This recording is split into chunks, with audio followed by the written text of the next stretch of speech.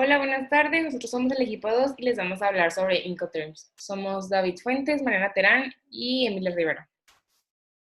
Primero, ¿qué son los Incoterms?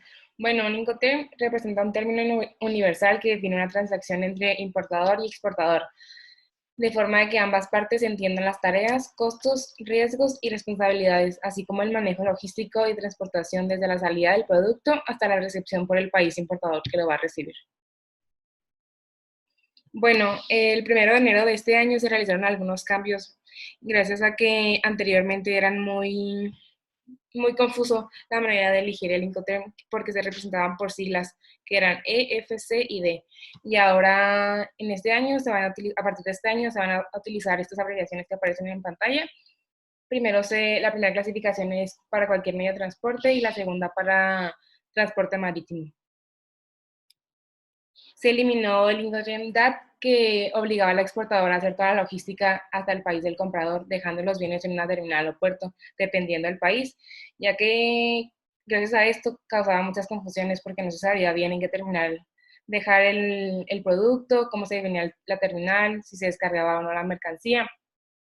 Y también debido a que cada país tiene leyes en sus aduanas muy diferentes, pues había muchas confusiones y la palabra terminal contenida en DAT era muy imprecisa. Gracias a ese cambio habrá más claridad en las operaciones de comercio exterior. Aquí se muestra una imagen de cómo funciona. Es la franja naranja, son las obligaciones del vendedor, que es la fábrica, el primer envío y hasta que llega a una terminal o a un puerto.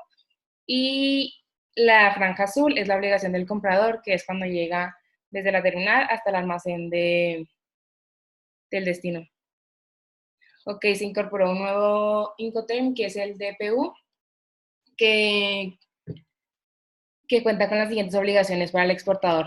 Embalar y transportar la mercancía hasta el puerto o terminal de cruce, haciendo todos los trámites de exportación, cruzar la mercancía y transportarla hasta el país de destino, avisar al importador cuando estén las mercancías en el lugar acordado, ya sea terminal, puerto, bodega u otro lugar.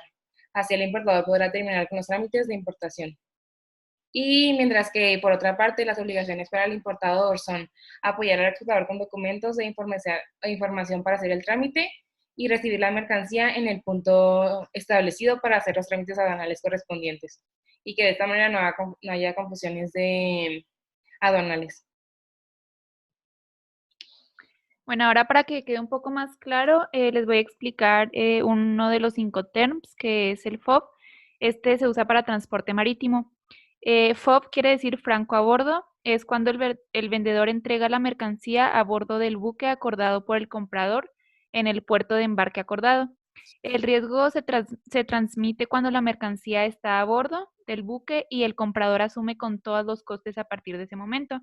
En la imagen de abajo se puede ver pues el proceso que se lleva a cabo en el FOB, que vendrían siendo del vendedor y del comprador.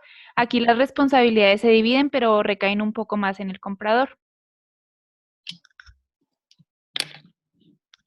Bueno, pues un ejemplo de Incoterm sería: una empresa de playeras ubicada en China vendió un contenedor de sus productos con el término comercial FOB al puerto de Ningbo a una empresa de Estados Unidos. En esta negociación se establecieron las siguientes obligaciones por las partes, que vendría siendo pues responsabilidad por parte del vendedor, la cual sería transportar la mercancía del almacén de las playeras hasta el puerto de Ningbo. Las mercancías deberán estar ya listas en su empaque y embalaje para su transportación y deberá subir al buque de carga contratado por el comprador la mercancía.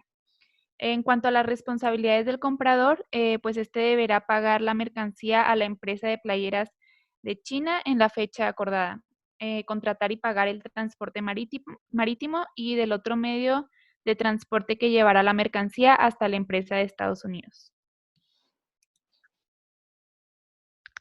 Bueno, pues estos Incoterms pues también tienen aspectos legales que vendrían siendo, bueno, por parte del vendedor, de igual forma, realizar las formalidades aduaneras de exportación, como documentos, permisos, requisitos, impuestos, y pagar los gastos que se generen, como maniobras, almacenaje y agentes.